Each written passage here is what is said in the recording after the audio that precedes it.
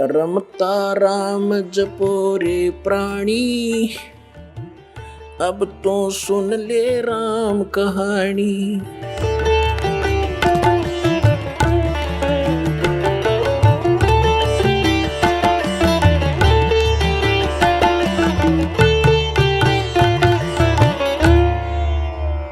अब क्या कहते हैं, गुल भया काशीपुर, गुल भया काशीपुरी ये अटपट बैन बिहंगे, गरीबदास गुणी थुके सुन गुजुल्हा पर संगे। गरीबदास जी कहते हैं बड़े बड़े विद्वान, गुणी माने विद्वान, परमात्मा के सामने वो प्रश्नों का उत्तर नहीं दे सके। जैसे एक सिंपल सा उदाहरण है, वो भगवान को निराकार बताते हैं। परमात्मा कहते तुम वेदों को सच मानते हो? हाँ जी। तो वेदों में फलाने फलाने उसमें ये ऐसे लिखा है, पढ़ कर देखो। पढ़ लेते थे पर मानते कभी नहीं थे। तो क्या कहते हैं, गरीबदास जी कह रहे हैं कि उस जुल्हे के ज्ञान के प्रसंग को सुनकर विद्वान भी थक जाते थे, हार जाते थे। बेशक वो ऊपर से स्वीकार नहीं करते थे, अंदर से टूट जाते थे।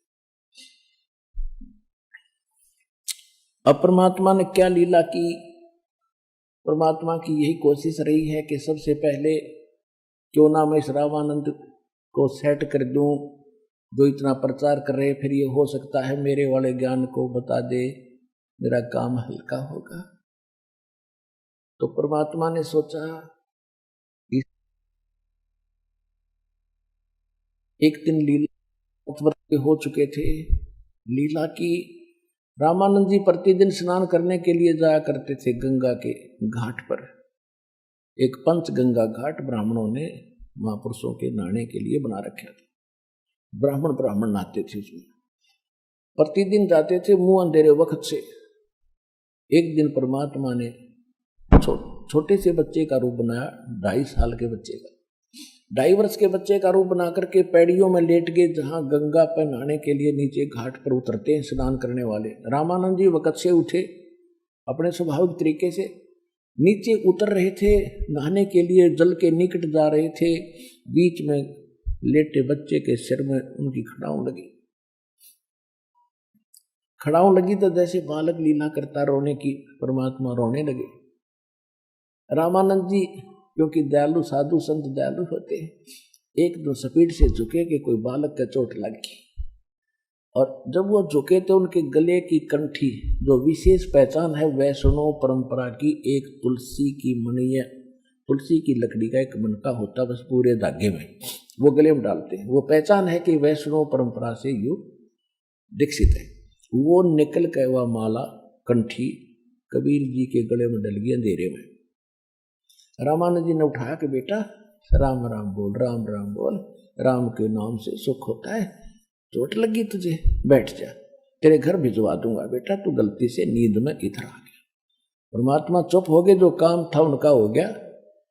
वो नहाने लग गए, वो अंतर्ध्यान होगा अपने कुटिया में आ गए। रामानंद जी ने सोचा बच्चा चला गया होगा, इधर उधर देखा नहीं, कहीं मिला, कोई बात नहीं। अब कुछ दिनों के बाद परमात्मा ने एक रामानंद के शिष्य को, ब्राह्मण को, विवेकानंद नाम था उसका, वो दीक्षा कर रहा था, प्रवचन कर रहा था। श्री विष्णु जी के ये पुजारी होते, विष्णु को सुप्रीम पावर बताते।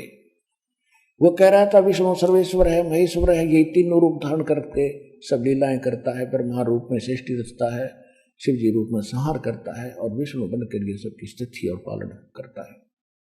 ये अजरो अमर है, इनकी कोई माता पिता नहीं है। कबीर परमात्मा वहां बैठे थे और जब सत्संग उन्हें पूरा किया तो परमात्मा खड़े हुए कहने लगे, स्वामी जी एक शंका है मेरी। कहा बोल बच्चा, क्या बात है? आप कह रहे हो कि सर्वशक्तिमान है, इनकी कोई माता पिता नहीं है। तो मैंने एक ब्राह्मण कथा कर रहे थे, वो देवी पुराण का 3रा स्कंद पढ़ रहे थे, जिसमें विष्णु जी खुद कहते हैं हम तो नासवान है, हमारा जन्म मृत होता है, हम अविनाशी नहीं है, और दुर्गा हमारी, तू मेरी माता है। ब्रह्मा विष्णु शंकर भगवान स्वीकार करते हैं कि जब ब्रह्मा और विष्णु आपसे उत्पन्न हुए हैं तो माता दुर्गा में भी आपका बेटा हुआ है। आप कहते हो ऐसा है नहीं। एक शिव पुराण सुना रहा था ब्राह्मण, वह मैंने सुना था रुद्र संहिता के अंदर ये ब्रह्मा और विष्णु जैसे सदाशिव और काल रूपी ब्रह्म और दुर्गा के संयोग से विष्णु जी की उत्पत्ति हुई, इसी प्रकार ब्रह्मा जी कहते मेरी उत्पत्ति हुई इन दोनों के संयोग से। आप कहते हो उनके जन्म माता पिता नहीं है।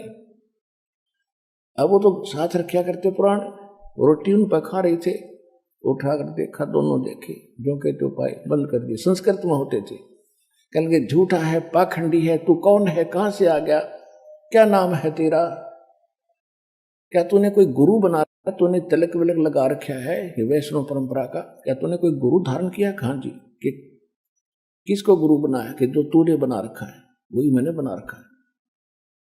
कहने लगा मैंने बना रखा है, तेरी क्या जाति है? अब परमात्मा तो वो कहने लगे जात न पूछो संत की, पूछ लीजियो ज्ञानी, मोल करो तरवार का, ये पड़ी ऋण दो म्याने। तो परमात्मा तो बोले नहीं, जो श्रोता ब्राह्मण और श्रोता थे दूसरे वो कहने लगे ये नीरू का पुत्र है, जुलाहे का, ये धानक है भाई, स्वामी जी धानक है, जुलाहा है ये। तो उसको तो फिर बहाना मिल गया, विषय बदल दिया कि देखो लोगों कितना झूठा है, पाखंडी है, ये जुलाहा है, और कहता है मैंने रामानंद जी को गुरु बना रखा है, मेरे गुरु जी स्वामी रामानंद जी है, और ये तुम्हारे सामने कह रहा है कि मैंने उन्हीं को गुरु बनाया। कल तुम भी आना सारे स्वामी जी के पास, मैं कंप्लेंट करूंगा, प्रार्थना करूंगा, और इसकी साथ आएगी, देखना झूठा। हमारे गुरु जी तो इन शूद्रों को निकट भी नहीं आने देते।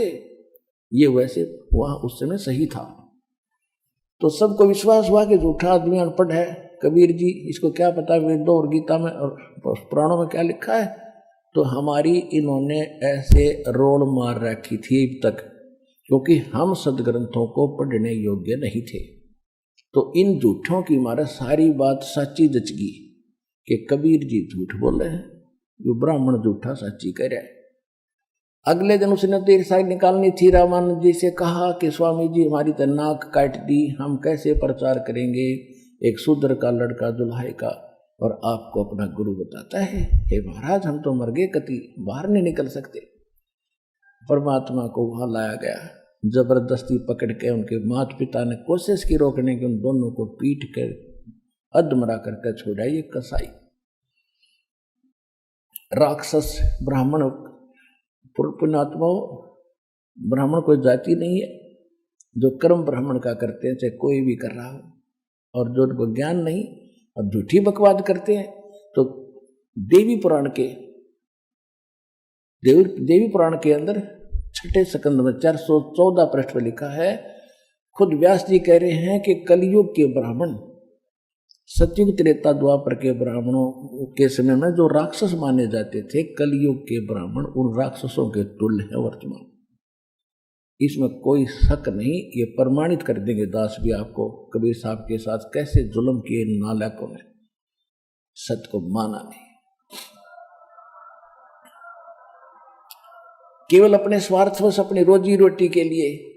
एक प्रत्यक्ष प्रमाण है कि ज्ञानेश्वर नाम के महाराष्ट्र में एक ब्राह्मण थे, और उनको प्रेरणा होगी भगवान की भक्ति के लिए, वो घर छोड़कर चले गए जंगल में। अब वहां 5-4 वर्ष रहे, फिर भी वो उन्हें सोचा भी घर पे रहकर ही बात बनेगी, तो वापस आ गए। और उनके जो यजमान थे, रोजी रोटी का साधन थे, वो अन्य ब्राह्मणों ने बांट लिए। उसके 20, 30, 50 जो घर थे, यजमान थे ज्ञानेश्वर जी के, वो उन नकली ब्राह्मणों ने डिवाइड कर लिए थे। जब वो दोबारा आ गए तो उनको चिंता हुई कि आते फिर यजमान मांगेगा और तुम्हारी रोजी रोटी बांटेगा। हालांकि उसी की ले रखी थी, उसके साथ ऐसा जुल्म कहर तोल दिया कि अब ये ब्राह्मण नहीं रहा, अब ये यजमानी नहीं कर सकेगा, ये सन्यासी बन चुका है। उसको विवश कर दिया मरने के लिए, उसने जिंदे न समाधि लेनी पड़ी। इतना कसाई कर्म कर देते ये लोग। आप सुन रहे थे जगत गुरु तत्वदर्शी संत रामपाल जी महाराज जी के मंगल प्रवचन। अधिक जानकारी के लिए विजिट कीजिए हमारी वेबसाइट www.jagatgururampalji.org। संत रामपाल जी महाराज जी के शुभ आशीर्वाद से पूरे विश्व भर में 500 से भी ज्यादा नाम दीक्षा केंद्र हैं, जिन पर संत रामपाल जी महाराज जी द्वारा ऑनलाइन निशुल्क नाम दीक्षा दी जा रही है। अपने नजदीकी नाम दीक्षा केंद्र का पता करने के लिए संपर्क करें 8222880541।